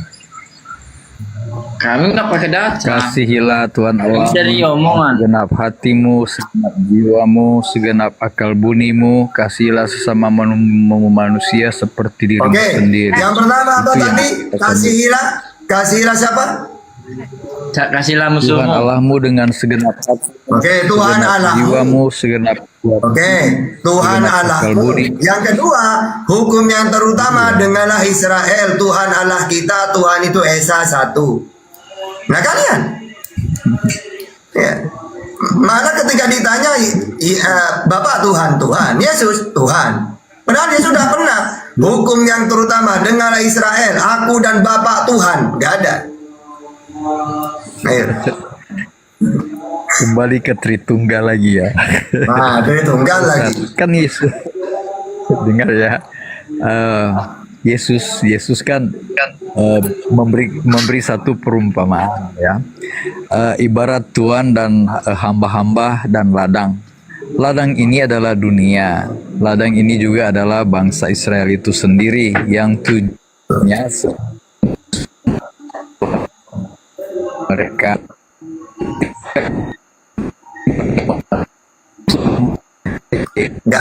Ganti dulu Om. Baca dong. Nah, Datang karena pula dong. mereka hamba-hamba ini dibunuh semua, anak ini yang diutus, yang terakhir anak. Ya, anak juga dibunuh. Nah, jadi posisi Yesus dengan posisi hamba-hamba sebagai utusan beda. Ya, kalau Yesus anak Allah dikatakan dalam Alkitab beda dengan nabi-nabi sebelum Yesus. Nah, itu mereka itu sebagai hamba-hamba. Itulah bedanya Yesus dengan hamba-hamba yang lain. Nah, karena hamba-hamba dibunuh, ya, anak juga dibunuh, ya. Nah, itu sudah dinubuatkan. Itulah Yesus memberikan perumpamaan kepada murid-muridnya supaya kita tahu bahwa Yesus ini anak Allah, beda dengan pesuruh-pesuruh yang lain. Makanya iblis pun tahu. Iblis pun mengatakan Yesus itu anak Allah. Karena iblis dan Yesus pernah berada di surga. Pernah sama-sama. Mereka ketemu di dunia ini sudah beda ya. Yesus mengambil hal-hal yang benar dan baik. Yesus yang salah-salah dan yang jahat. Si iblis yang jahat-jahat diambilnya. Nah, mereka bertentangan di dunia ketika ketemu. Nah itu, tapi iblis tetap mengakui bahwa Yesus itu adalah anak Allah. Jadi beda dengan nabi-nabi lain sebagai utusan, beda. Ya itu aja dulu Pak Ustadz. Oke. Inilah Kristen ini ketika mentuhankan Yesus pakai data-data yang tidak jelas dan mengabaikan data-data yang sudah jelas. Itulah Kristen. Contohnya, Yesus itu memang nabi utusan, tapi beda dengan nabi-nabi yang lain. Tidak ada bedanya. Kalau sudah utusan, berarti apa utusan itu? Penyampai firman, ya sudah. Melakukan kehendak Bapa, melakukan perintah Bapa. Apa perintah kehendak? Kalau Yohanes 3:34 utusan itu penyampai firman. Kalau perintah Bapa apa? Nah, di dalam Yohanes 14:31. Maksudnya diperintah untuk menyampaikan firman juga. Kehendak Bapa apa? Di dalam Yohanes 6:38. Kehendak Bapa supaya umatnya ini mentuhankan Bapa itu. Gitu loh. Supaya umatnya menyembah Bapa itu. Kamu menyembah apa yang tidak kamu kenal. Kami Yesus menyembah apa yang kami kenal. Itulah kehendak Bapa. Supaya manusia menyembah Dia. Makanya kata Yesus di dalam Yohanes 4:22, kamu menyembah apa yang tidak kamu kenal. Kami di situ termasuk Yesus ya. Menyembah apa yang kami kenal. Nah, ketika ditanya siapa Tuhan yang dikenal? Ya Allah Bapa. Matius 11:25. Ya jelas sudah. Tadi kalian coba sekarang gini ya. Mudah dibantah Kris. Coba sekarang gini ya. Mereka ini orang Kristen mentuhankan Yesus itu pakai data-data yang mana data ini berlaku kepada selain Yesus. Contohnya, Yesus anak Allah, makanya dia Tuhan. Padahal Israel disebut anak-anak Allah. Orang bawa damai disebut anak Allah. Ya. Terus orang dibimbing roh Allah disebut anak Allah. Ternyata setelah saya teliti, anak Allah itu sebutan untuk manusia, umatnya Nabi tersebut yang taat kepada Allah. Israel maksudnya pilihan. Ya, contohnya umat Islam. Ada yang pilihan, para ulama yang dekat kepada Allah, yang selalu berzikir kepada Allah. Nah, kalau kita kan enggak umumnya. Berarti yang pilihan itu para ulama yang fokus ibadah. Begitu juga di zamannya para nabi-nabi Israel. Salomo disebut anakku karena seorang nabi. Orang Israel disebut anak Allah. Kenapa orang Israel disebut anak Allah? Karena saat itu umat pilihan. Makanya dalam Al-Quran dijelaskan, ya Bani Israel, inni faddaltukum alal alamin, ada di ayat setelahnya itu, ya. Bahwa sesungguhnya aku maksudnya apa? Memilih bangsa Israel ini sebagai umat pilihan sebelum mereka ditinggalkan. Maka disebut anak Allah, maksudnya apa? Saat itu bangsa pilihan. Kalau kepada Yesus anak Allah, karena seorang nabi sama seperti Salomo. Ya, kayak gitu. Atau nanti, makanya kalau mereka ini orang Kristen, ketika saya tanya satu-satu, apa dasar kamu mentuhankan Yesus? Pasti gak bisa. Pakai ayat satu saya bantah pakai ayat banyak. Mereka pakai ayat satu, saya bantah pakai 5 ayat bisa. Gitu ya. Apapun itu, coba kalian pilih apa saja ayatnya satu-satu. Akan saya bantah pakai Bible itu. Contohnya, dia Tuhan karena anak Allah. Banyak orang bawa damai disebut anak Allah. Israel disebut anak Allah. Orang yang dibimbing roh Allah disebut anak Allah. Salomo disebut anak Allah. Oh, dia Tuhan karena satu dengan Bapa. Sama. Mereka juga satu. Yohanes 17:21, Yohanes 14:20. Oh, dia bukan dari dunia, dari Tuhan. Sama. Ya. Aku telah memberikan firman kepada mereka dan mereka dunia menolak mereka karena mereka bukan dari dunia. Sama. Nah, coba apa lagi? Ya. Saya juga bisa disebut anak Allah karena jasa Yesus. Jadi tadi saya kembali ke perumpamaan Tuhan Yesus. Kalau kita berbicara Tuhan berarti punya istana. Nah, di dalam istana raja ada anaknya. Beda dengan hamba di luar istana. Kalau hamba di luar istana, mereka sebagai pekerja-pekerja di ladang. Nah, itulah maksud perumpamaan Yesus seperti ini, supaya kita bisa membedakan mana Tuhan, mana anak Tuhan, dan mana hamba-hamba. Nah, kalau memang bedanya hamba Yesus, Yesus sebagai hamba iya, hamba-hamba yang lain juga iya, ya. Karena sebelum Yesus kan nabi-nabi diutus. Nah, mereka sebenarnya di luar istana. Mereka di pengolah ladang, ya. Ladang itu adalah bangsa Israel dan dunia ini. Nah, jadi itu kita dapat membedakan, ya, anak-anak Allah ini bisa berada dalam istana, sedangkan hamba-hamba suruhan ini adalah di luar istana. Mereka pekerja di ladang. Tapi karena yang disuruh ini dibunuh di ladang sana, ya. Nah, maka anak Allah diutus. Tapi anak Allah ini dari dalam istana, bukan di luar istana. Itulah bedanya kita memahami utusan sebagai hamba dan utusan sebagai anak Allah. Makanya kami menyebut Yesus itu Tuhan. Kenapa? Dia ada di dalam istana disebut anak Allah, anak Tuhan. Makanya kita mengakui bahwa oh, ini anak Tuhan yang diutus. Tuhan langsung, Bapaknya mengutus. Makanya kita menyebut dia Tuhan. Masuk akal lah kalau kita bicara logika. Karena memang dia anak Allah kok, dari istana surga diturunkan. Iya, Nah, pasti kan itu. ada kesaksian Alkitab mengatakan ada 3 yang berikan kesaksian di surga, yaitu Bapa, Firman, dan Roh Kudus. Dan sudah nyata dikatakan Yesus keluar dari diri Allah karena memang dari istana surga diturunkan. Itulah bedanya Yesus dengan nabi-nabi sebelum Yesus. Oke, silakan Itu ditambah. aja. Belum pakai data. Silakan Joshua ditambah, ayo. Lepas dari bilang apa itu? Ayo biar saya nanti ketika menjelaskan gak nanggung. Ayo, cepat. Oke, Joshua. Nggak abangin tepasnya tuh katanya tuh. Nah, Nggak abangin tepasnya tuh. kamu kalau mau berpendapat silakan. Nanti saya tulis ini biar enak. Sekalian langsung tak jadikan satu. Ayo. Kenapa ditulis? Hah? Kata Yosua yang saya sampaikan udah betul. Enggak, udah ada pakai data. Oke, itu gini. Kenapa? Ini Kan yang namanya utusan itu udah ada dari istana apa gak ada. Gini loh, Chris. Yesus ini sama seperti Musa sudah. Coba baca di dalam Yesaya 19:20. Ketika Allah ingin menyelamatkan Israel, dia mengutus seorang juru selamat. Nah, Yesus tepat sudah. Kisah Para Rasul 13:23. Dan dari keturunannya lah, sesuai dengan yang telah dijanjikan Allah.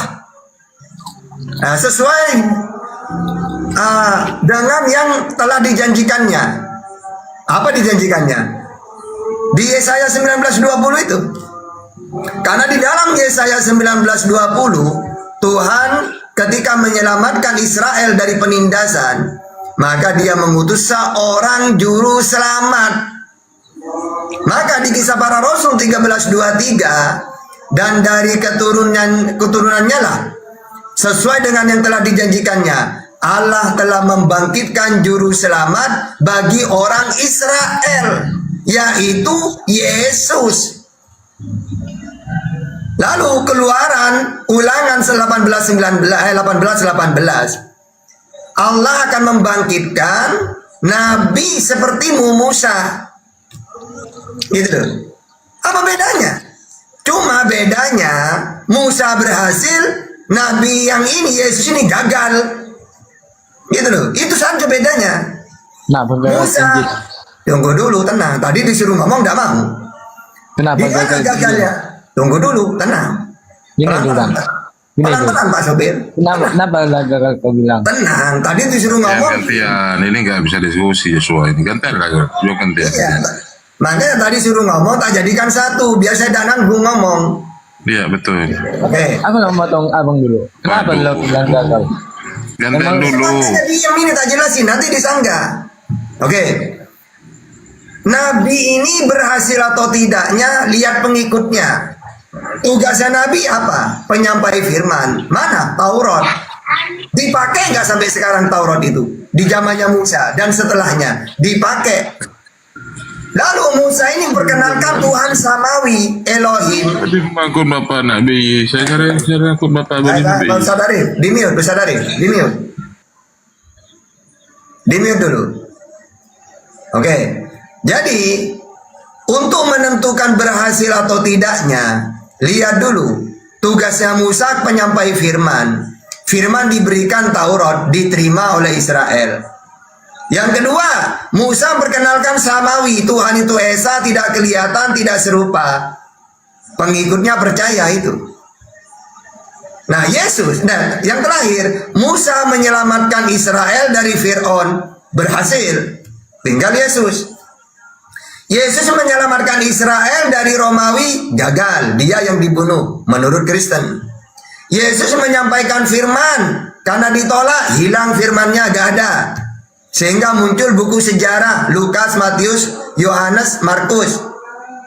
Yesus menyampaikan Tuhan yang Esa, tidak kelihatan, Samawi, langit, gagal. Karena dia yang dituhankan. Itu bedanya. Sama-sama seorang juru selamat untuk Israel. Yesus gagal, Musa berhasil. Itu bedanya. Gitu ya. Oke, silakan.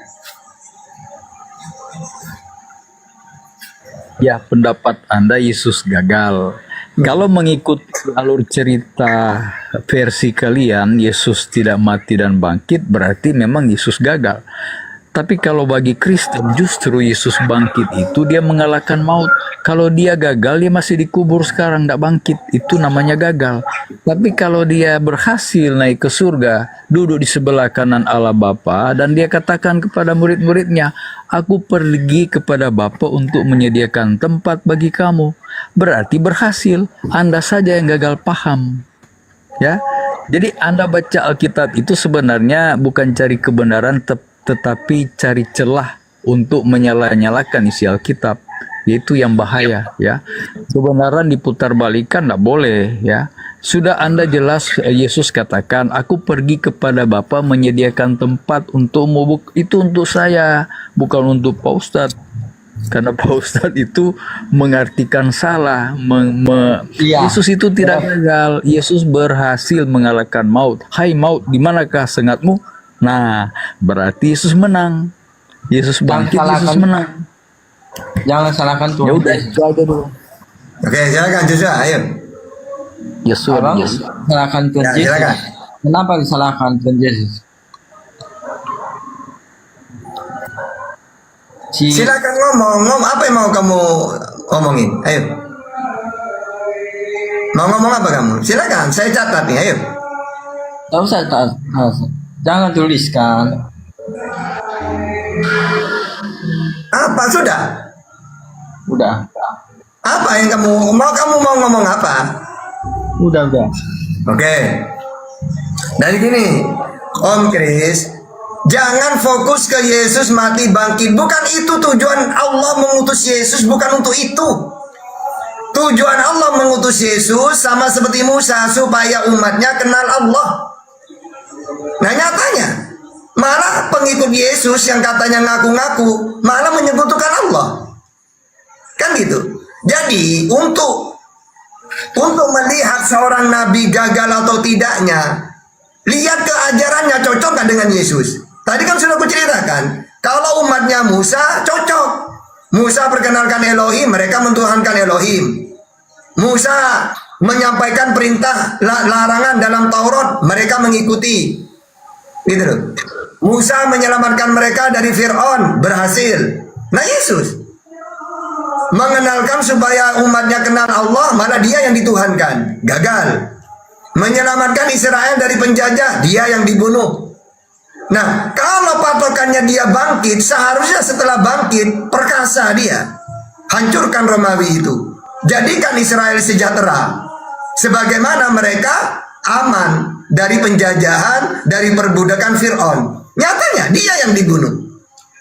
Kalau Musa, Nabi Muhammad yang diutus kepada orang jahiliyah, musnah kejahilian itu, kebodohan itu musnah. Berhasil berarti. Musa menyelamatkan dari perbudakan Fir'aun, Fir'aunnya yang mati. Selamat Israelnya. Jadi ketika Yesus dianggap berhasil, seharusnya ketika dia bangkit berdakwah lagi. Ya supaya Israel mengikuti dia, mengakui dia sebagai apa? Utusan. Matius 15:24. Seorang nabi, Markus 6 ayat 4. Mentuhankan sama Elohim, Tuhannya Musa, Tuhannya Yesus. Baru ketika Israel percaya semuanya menjadi pengikut, baru berhasil dia. Nah, mereka nyatanya menolak. Berarti sudah gagal Yesus. Enggak, tadi terusin Kristen tambah parah. Ajaran inti yang dilanggar apa? Yang seharusnya Tuhan itu Esa satu-satunya, malah ditambah 2 lagi menjadi 3. Bapa, Anak, Roh Kudus. Tambah parah itu. Ya. Yang seharusnya cuma kalau Israel salahnya menolak dia sebagai nabi. Nah, kalau kesalahannya Kristen parah. Menjadikan pagan ajaran tauhid yang sumbernya surga menjadi neraka. Karena masuk surga kata Yesus mentuhankan Allah dan mengimani Yesus sebagai utusan. Markus, Matius 19:16, Yohanes 5:24, Yohanes 17 ayat 3. Makanya kalian tidak akan menemukan hidup di surga harus mentuhankan Yesus. Gak akan ada itu. Itu ya. Jadi gagal total udah. Oke, silakan. Gini. Ya, jadi Pak Ustadz begini ya.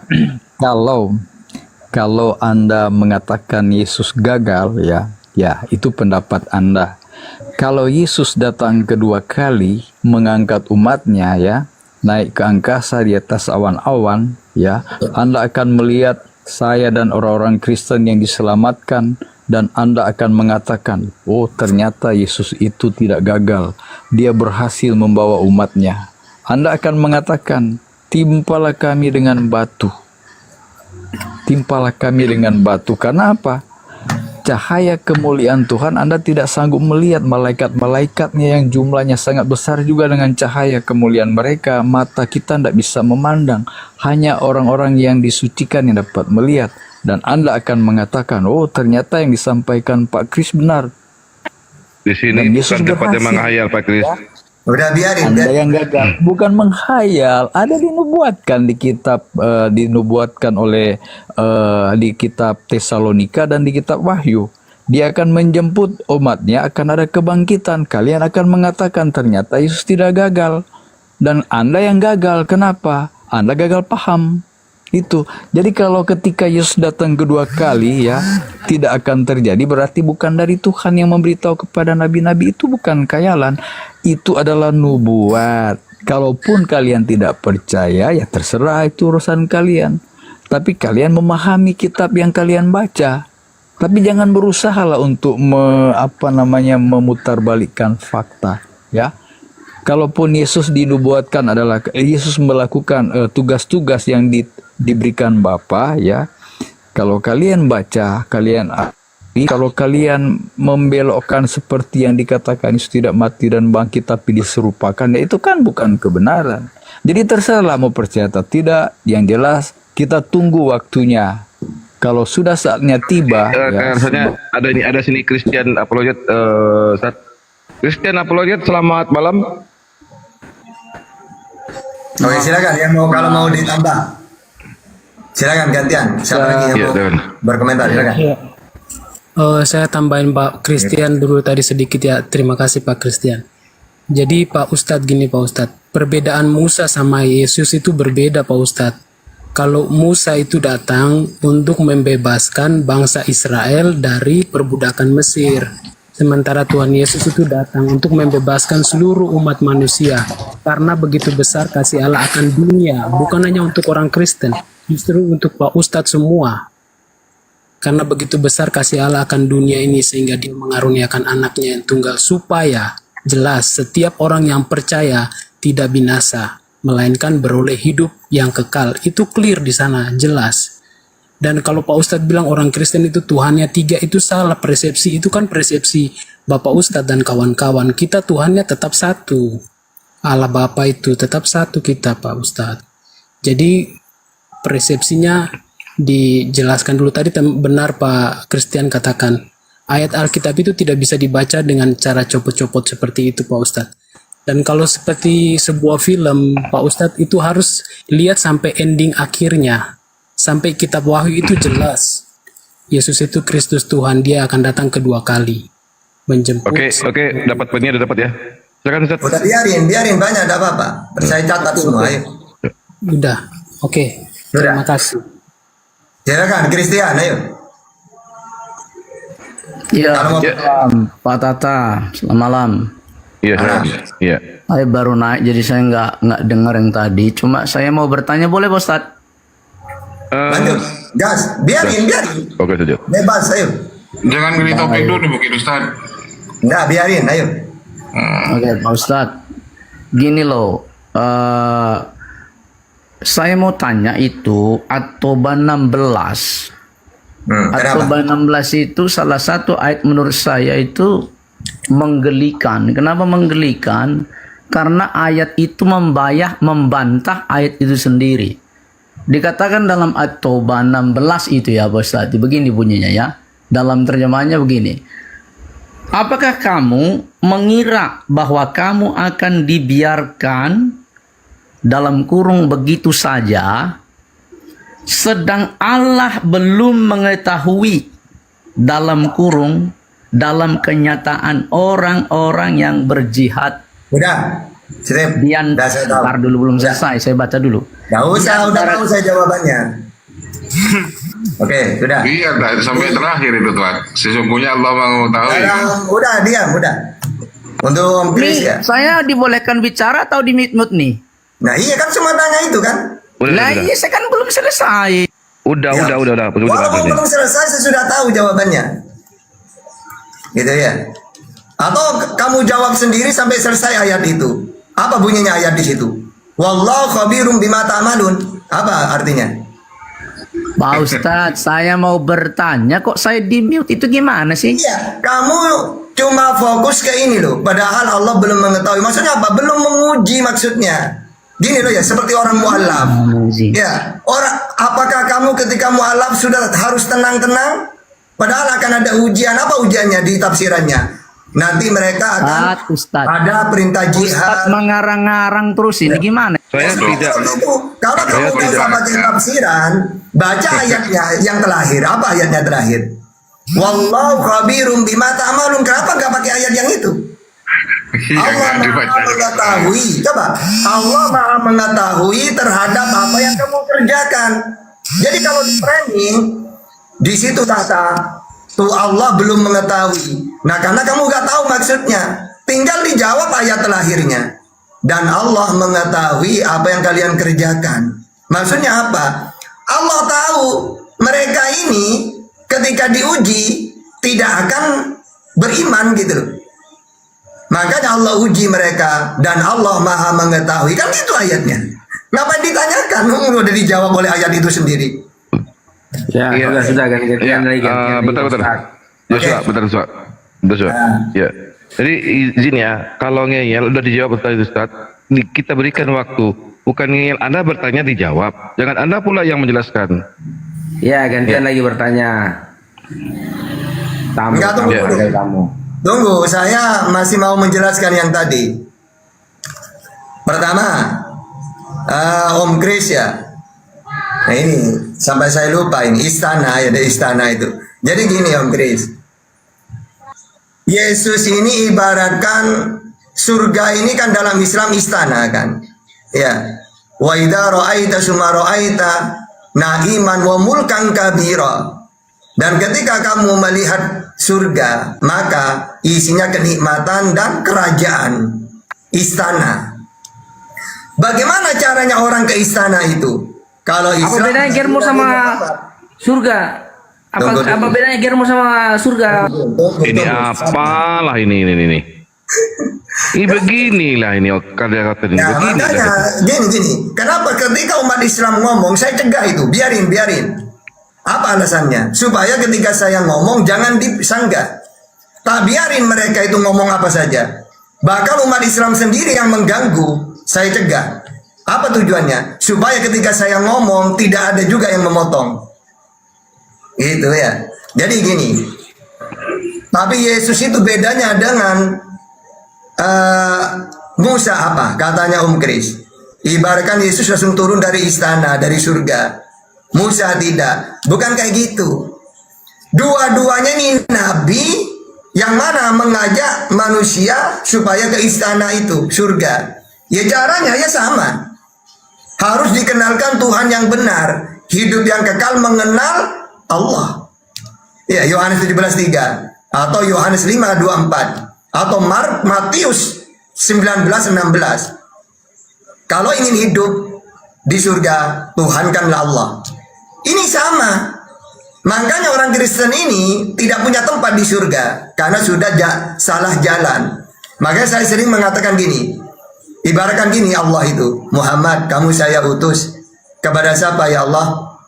Kepada seluruh alam. Tabarakalladzi nazzalal furqana ala 'abdihi liyakuna lil alam, seluruh alam.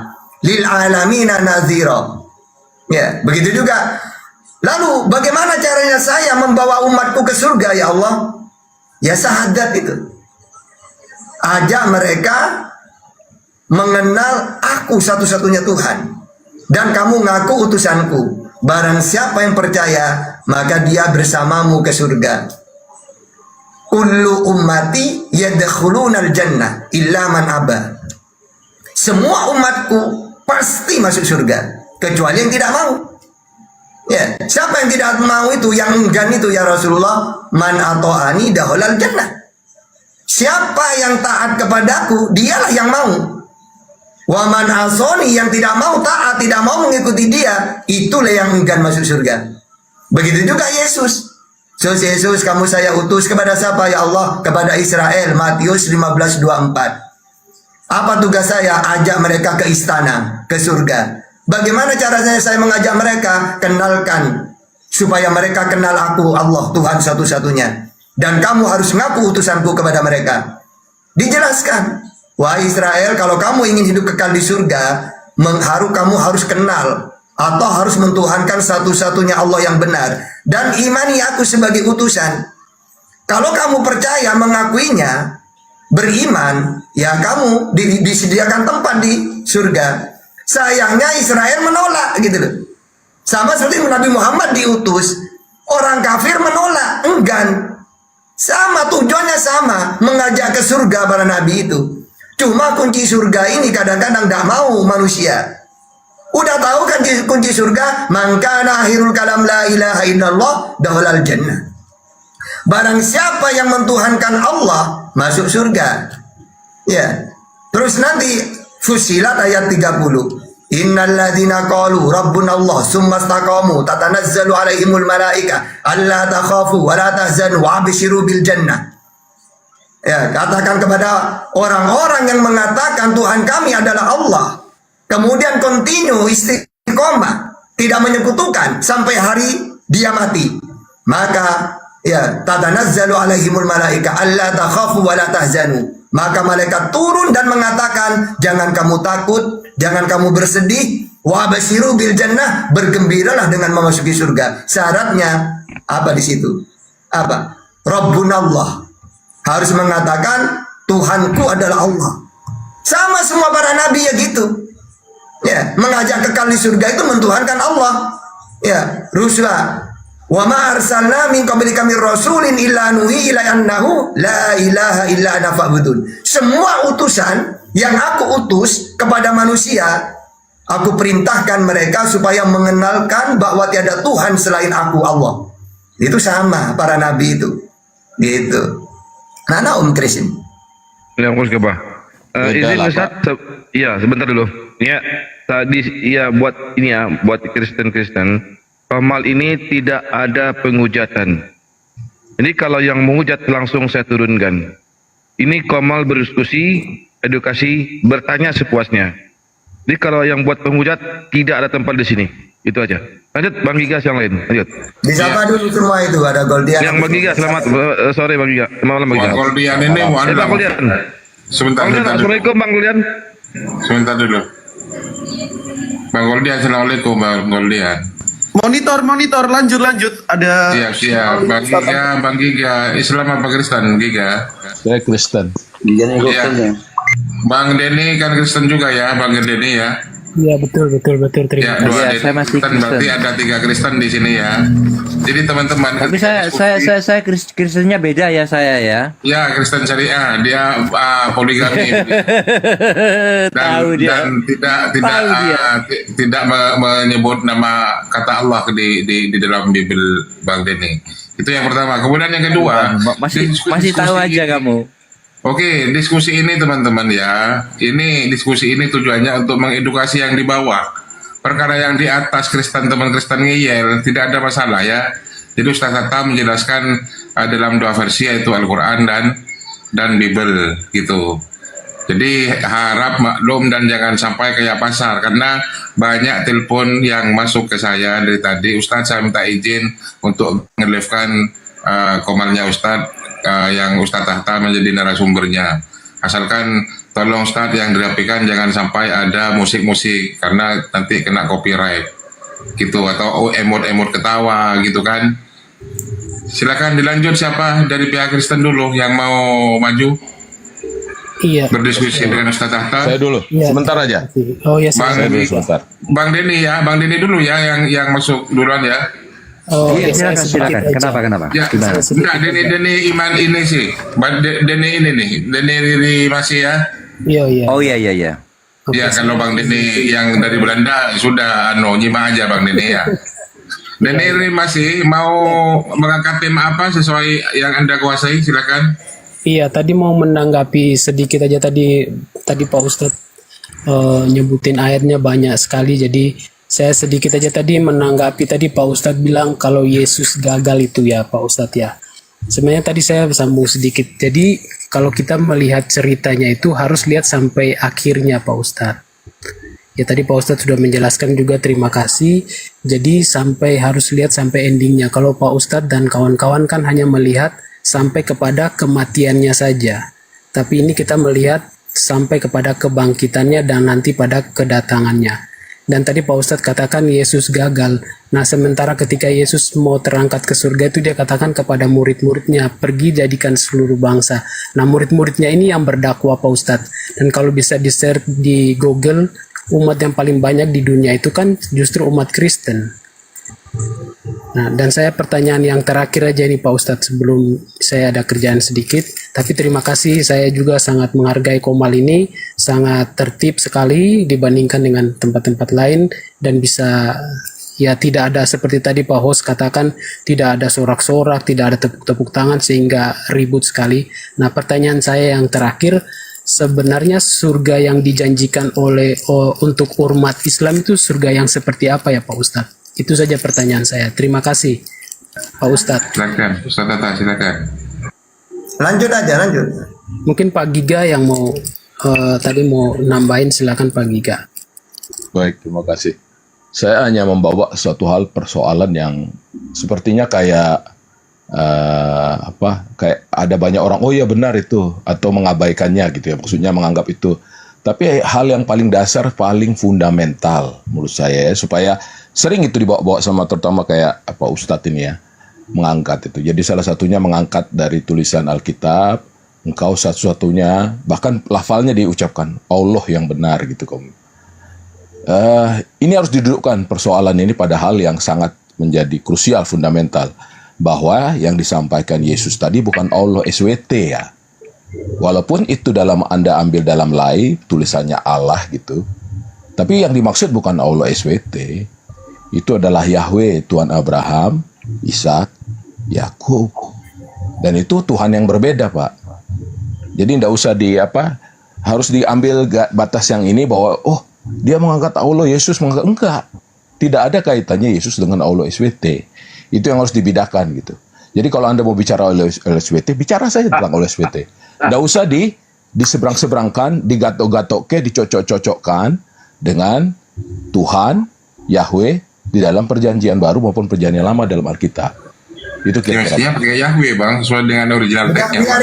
Biarin. Ya nggak apa-apa. Tapi Anda itu maksudnya yang diangkat tadi oleh Pak Ustadz Tahta ini itu menggatok-gatok jadi seakan-akan mengaburkan bagi orang yang tidak paham soal itu. Oh iya ya, Yesus tuh mengangkat juga Allah. Enggak ada kaitannya, Pak. Anda lihat di Timur Tengah sekarang ini yang perang itu perang antara Yahweh dengan Allah. Satu menyembah Allah, satu menyembah Yahweh. Satu meminta kepada Allah untuk dia menang, satu lagi minta pada Yahweh. Dua-duanya perang dan satu tidak pernah kenal SWT, satu lagi mungkin tidak mengabaikan Yahweh. Jadi jangan disamakan. Di dalam perjanjian lama, di dalam perjanjian baru tidak ada kaitannya Allah SWT dengan itu. Itu aja, Pak. Oke. Ada lagi? Sudah ya? Oke. Jadi masalah gagalnya di mana Yesus? Oke, saya kasih perbandingan gini. Kalau ingin tahu penguasa ini berhasil atau tidak, tanya kepada siapa dia diutus. Contohnya, ingin nanya Nabi Muhammad itu berhasil atau tidak, coba nanya ke umatnya. Bagaimana umatnya, benci apa cinta? Oh, sangat cinta umat Islam. Bahkan sampai nangis kalau ingat itu. Ya, berarti berhasil Nabi Muhammad. Musa apakah berhasil? Berhasil. Contohnya Israel mengenang Musa itu. Sama dengan presiden. Tahta jadi presiden tahun 80. Untuk mengetahui Tahta berhasil atau tidak, nanya di zaman itu yang tua. Pak, bagaimana ketika Tahta jadi presiden? Masya Allah, kami rindu sosok seperti dia. Bensin murah, ya. Makanan semua gak sulit, pekerjaan tidak sulit, berarti Tahta berhasil. Tapi ketika bagaimana Bang Dato setelahnya presiden, waduh, sengsara kami. Aduh, udah gak usah bicara Dato, berarti Dato ini gagal. Sama seperti Nabi, tanya ke umatnya, bagaimana Musa? Oh, beliau hebat, bisa menyelamatkan Israel dari perbudakan Fir'aun. Nabi Muhammad berhasil dari jahiliyah menjadi yang berakhlak. Coba nanya ke umatnya Yesus. Matius 15:24. Aku diutus hanya kepada domba-domba yang hilang dari Israel. Israel, bagaimana sosok Yesus? Cuy, tidak kenal. Siapa itu? Yang kami tahu dia orang pendosa, lalu kami hukum dia mati terkutuk. Berarti gagal dia. Ya, buktinya umatnya. Loh, Tahta jangan ke Israel, ke Kristen. Kristen tidak ada hubungannya. Ya, lalu tadi yang dikatakan lagi, buktinya umat terbanyak itu adalah Yesus katanya, bukan. Yesus justru paling sedikit, diutus 3 tahun, tidak dapat apa-apa, mau dibunuh, selesai tugasnya. Lalu ketika dia pergi, umatnya menjadi 3 sekte. Ya, Yakubia, Nasturia, dua-duanya salah, menyimpang. Apa Yakubia, Nasturia? Dulu anak Allah bersama kita, salah, pagan. Dulu Allah bersama kita, pagan. Yang ketiga, dulu hamba Allah bersama kita, benar, tapi tidak berhasil. Karena kalah dengan Nasturia, Yakubia, yang dipimpin oleh Romawi, disebarkan ke seluruh dunia. Maka Yesus ini, miliaran ini bukan pengikut itu, tapi perusak ajaran Yesus, Kristen itu. Yang benar, umat terbanyak adalah Nabi Muhammad. Coba baca hadis Muslim 505. Ana aksarul anbiya taba'an yaumal qiyamah wa ana awwaluman yakra'u babal jannah. Saya adalah nabi yang paling banyak pengikutnya di seluruh dunia. Berapa miliar itu?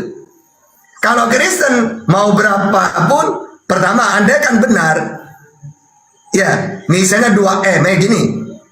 Kristen 10, Islam 7. Tapi yang 10 dibagi menjadi ratusan denom. Dapat berapa itu?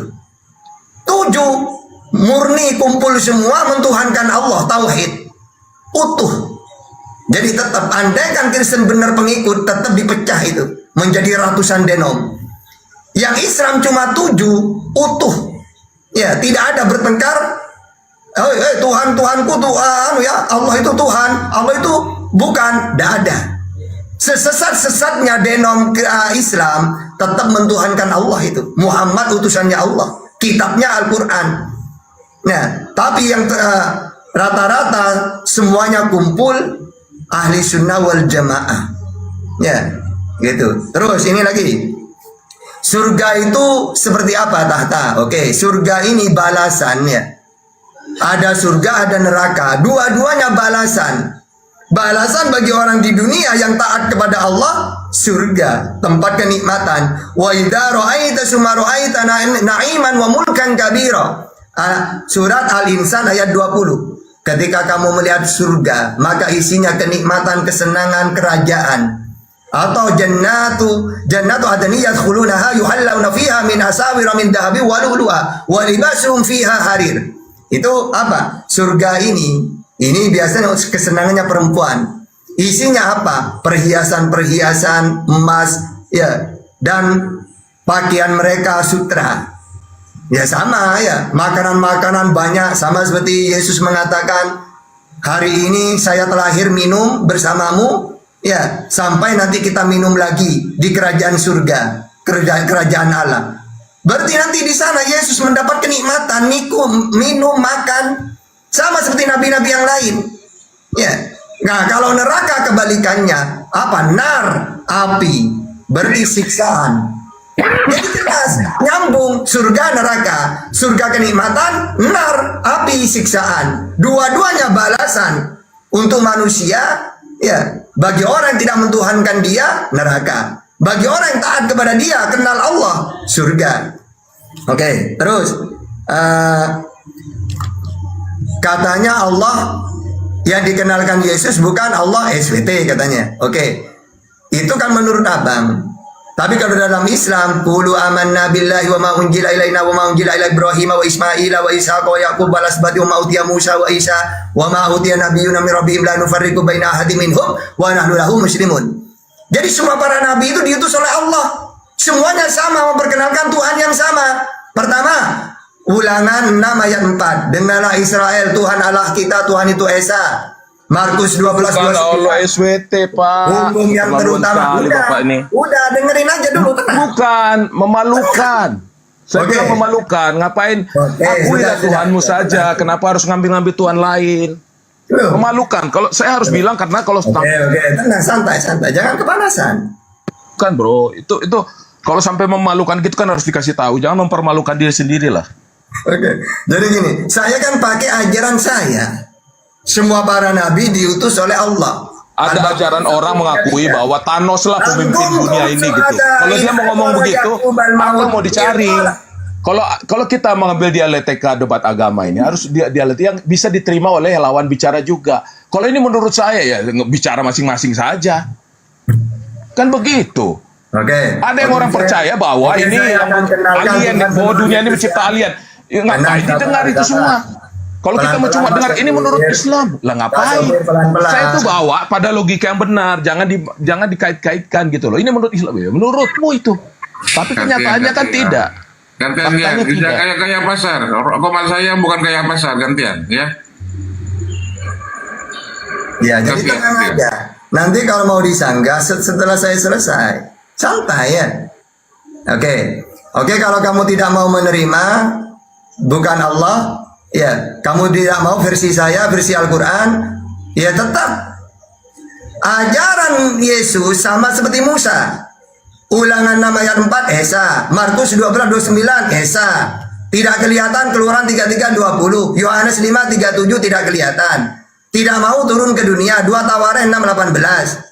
Begitu juga Tuhannya Yesus di langit, Matius 18:19, Matius 23 ayat 9. Saya mau turun aja lah ya. Tuhanmu itu bukan yang disampaikan Yesus bukan Allah, nggak usah digatok-gatoke. Terus dada dulu, pelan-pelan. Tenang aja kawan ya. Jadi santai aja. Ya, nggak perlu takut. Yang penting pakai data gitu ya. Masa mau takut? Gitu ya. Oke. Udah selesai dulu. Oke, ini yang terakhir ya. Lihat di Arab Israel dengan Islam perang. Ingat, itu politik. Mulai dari zamannya Nabi Muhammad sampai sekarang, tidak pernah Israel dengan Islam berdebat tentang Tuhan. Di zamannya Nabi pun tidak ada. Apakah pernah orang Israel mengatakan di zamannya Nabi, ingat ya Muhammad, Tuhan kita beda loh ya. Tuhanmu Allah, Tuhan kami Yud He Vav He, apa? Gak ada. Mereka tahu bahwa Nabi Muhammad ini sama seperti mereka tentang Tuhan. Yang mereka perdebatkan sama seperti Yesus dengan mereka. Yesus ngaku utusan, mereka tidak percaya. Begitu juga Nabi Muhammad ngaku utusan, sulit mereka untuk percaya. Itu yang perdebatan. Yesus dengan Israel tidak pernah debat tentang Tuhan. Israel dengan Nabi Muhammad tidak pernah debat tentang Tuhan. Ya, tapi yang mereka perbincangkan bagaimana caranya Nabi Muhammad ini menyampaikan ke mereka, ya, supaya mereka menerima sebagaimana yang disampaikan oleh Yesus. Dia ngaku utusan ke Israel, dia ngaku nabi ke Israel, ditolak. Ketika Nabi Muhammad diutus, itu juga yang dipermasalahkan, bukan tentang Tuhan. Sampai sekarang pun gak ada. Ya, orang Israel dengan Islam debat tentang Tuhan itu gak ada. Gitu ya.